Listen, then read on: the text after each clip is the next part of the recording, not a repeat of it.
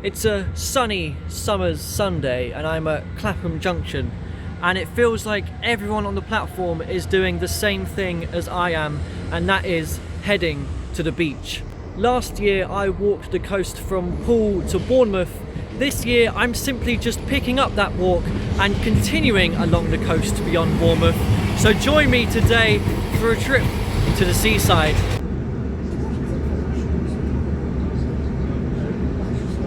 Okay, this isn't Bournemouth, though I think that station does have the same gap in the middle where former tracks used to run.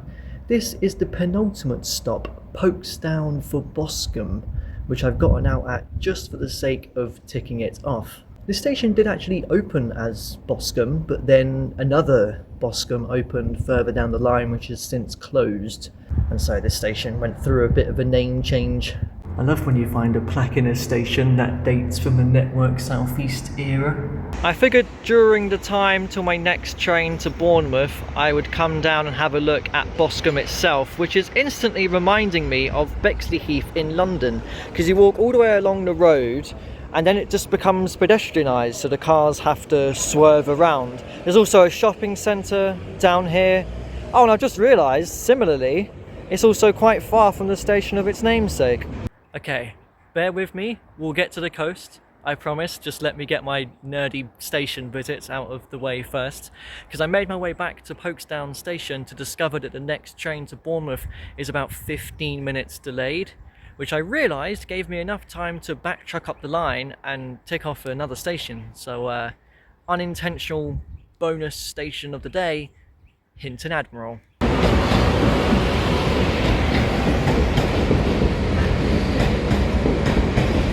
So I can finally start my coast walk, but the beach at Bournemouth is quite far from the station, and I'm not even taking the most direct route there along the roads, as I thought I'd pass through the much quieter Horseshoe Common instead, which is shaped exactly how you think it might look.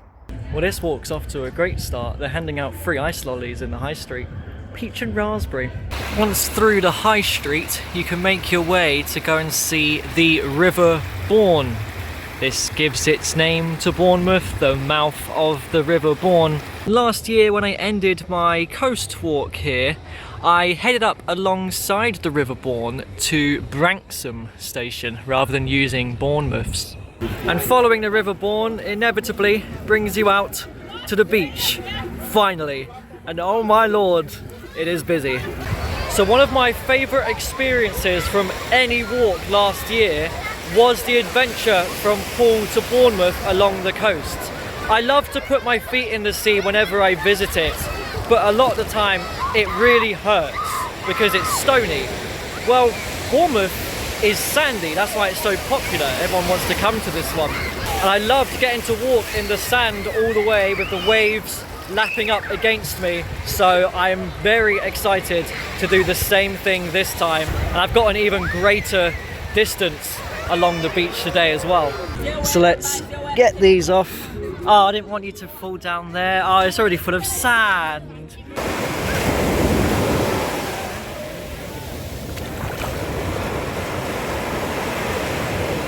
So I've reached the point where there's a funicular railway, otherwise known as the East Cliff Lift, to take you to, well, the top of the cliffs. Though I don't think this has been in action since 2016 due to a landslide. It caused damage to it. We saw one of these on the last walk, West Side Cliff. Something I really enjoyed on last year's walk was when you made it up to a groin and the sea is much further in on the next little bay. So you have to head inland a bit and then judge at what point is the safest to jump down to the next bit. It's great as well because as you're walking in this direction along the coast, the sun is pretty much behind you all day. So that just makes the walk so much better.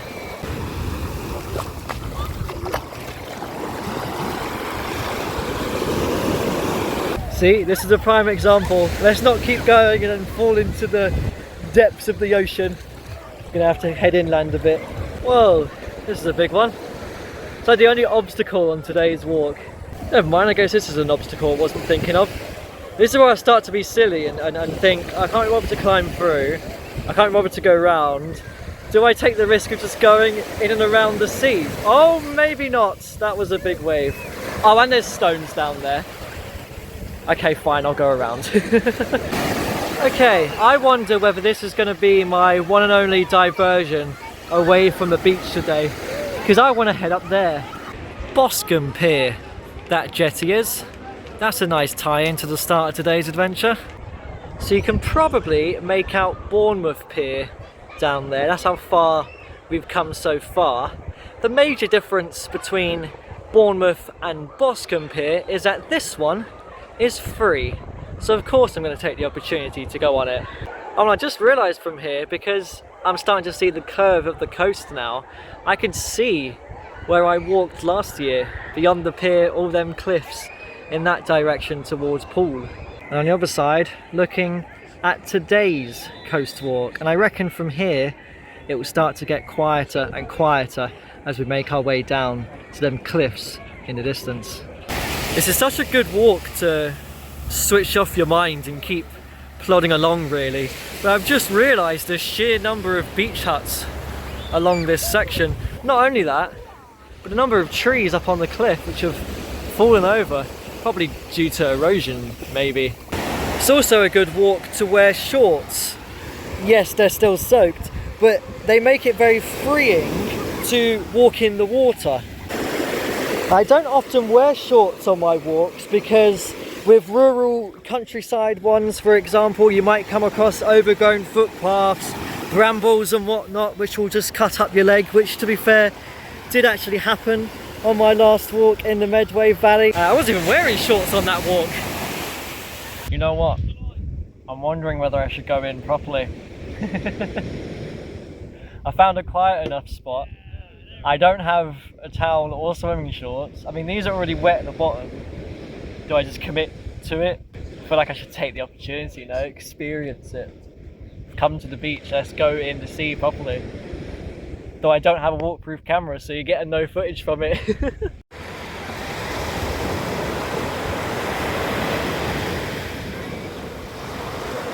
I'm hoping you can see the back of my hair there is slightly wet. That's proof enough that I went in. So on with the walk, and I've reached the third and final cliff lift, Fisherman's Walk. I think the other two opened in 1906, this one was later in 1935, and I'm tempted to make a second diversion off the beach to go and ride it. I think it's about £2 because this one is in operation. It's just not really worth it, is it? I rode one in Hastings once. I think that's all the experience I need for a funicular railway. I genuinely thought for a moment, there is no way there's mountain goats up there. I think they're just statues. No, they are. No, they're actually moving. What? Sorry? How are they there? No, they are moving. No, they were stood still. What? What? Huh? You could easily miss them. Okay, that's a big drop. And it's stony. Okay, this is gonna hurt. Ow, ow, ow, ow, ow. Okay, can I jump now? So the beach huts have come to an end, and immediately the beach is so much more emptier. And it feels like the tide is going out. All of this is very damp sand, and at each groin I'm having to walk so much further inland. So I'm taking a bit of a break from walking in the water because it's kind of so far away now each time I climb over one of these.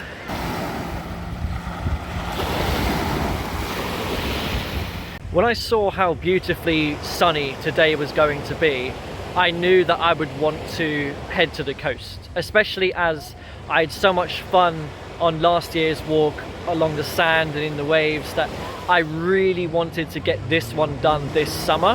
However, I did consider just chilling on the beach all day at Bournemouth. I just really wanted to head to the beach today. And although I always tend to find time to hang out on my walks, I do prefer to just go out walking all day. And although I understand that families would just kind of stick to the major hubs, they wouldn't go too far. I mean, that was me when I was a kid. My family did that. I do love when you get to walk up the coast and discover other places, and if I was to hang out at the beach all day, I'd rather do it at a very nice quiet spot like this than at the major hubs like Bournemouth or Brighton, for example. But to get to these spots, it does require a certain level of walking along the coast because it's so cut off. To me, it's just amusing, everyone coming out of Bournemouth station earlier, so many of them were heading for a bus that was parked up and was asking if it went down to the beach, whereas I would much prefer to walk down there, but I guess that's what makes us different, right? It's been nice though, seeing everyone out and about, enjoying the sun, enjoying the beach, summer holidays and that. I guess I'm just someone who prefers walking over sunbathing. Don't get me wrong, I love sunbathing, but I don't think I can really do that lying on the beach all day. I'd rather just head straight up the coast. I don't know, maybe it's a case of I like getting my train tickets money's worth by exploring as much as possible.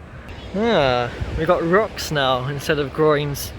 Okay, I'll tackle this obstacle. I feel like I'm limited though because you know, I'm having to carry my shoes the whole time.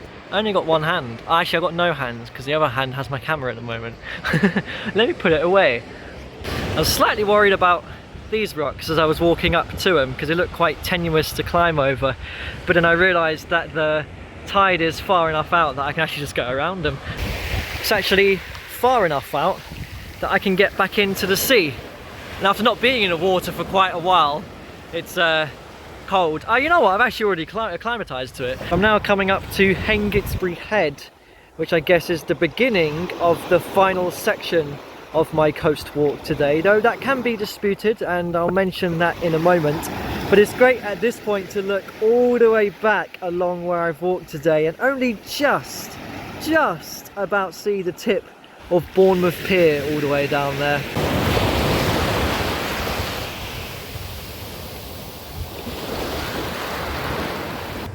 Wow, I well and truly have the beach to myself now, and that is an impressive cliff face as well.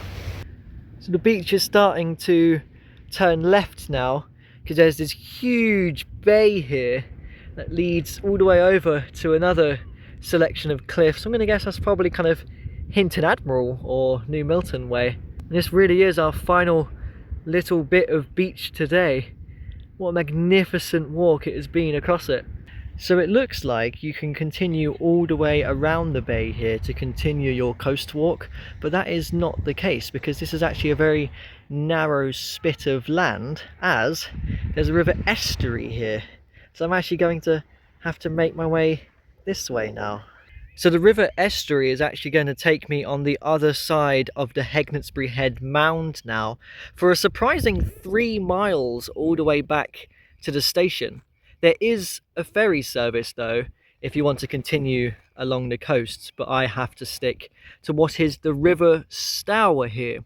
Not the same River Stour that flows into the North Sea at Harwich. There's also a River Avon which makes its confluence with this river around here, and that is a different River Avon than the one that flows through Bristol.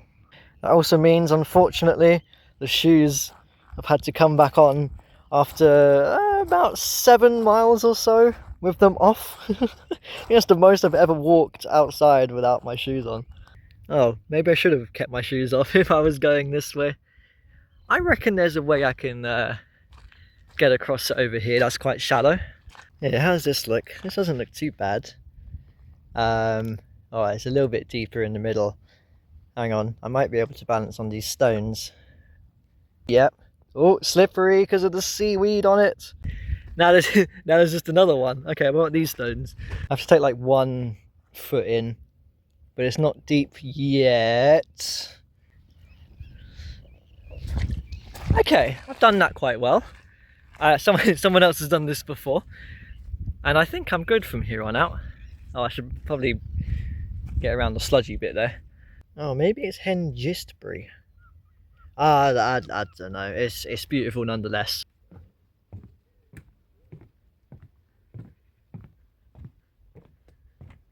Well, the river's starting to narrow a bit now, as I've found a bridge over it and a road that will lead me all the way up to Christchurch station. So I've made it to Christchurch. It's exactly a 2-hour journey home to Clapham Junction from here. I'm low-key dreading how busy this train might be, all the people coming home from Bournemouth for the day.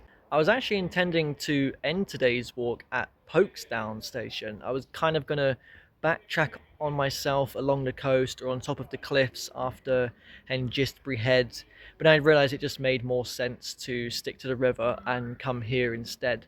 Though I do want to again pick up this walk one day and continue further along the coast from Christchurch to, well, probably Hinton Admiral.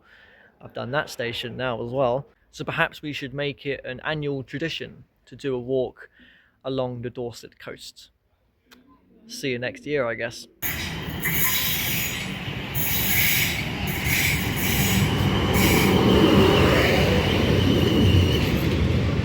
Seats.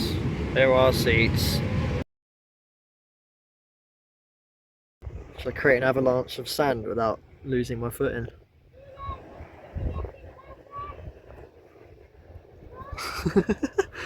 I'm falling with it. Wow, I can literally fill up that crevice between the rocks.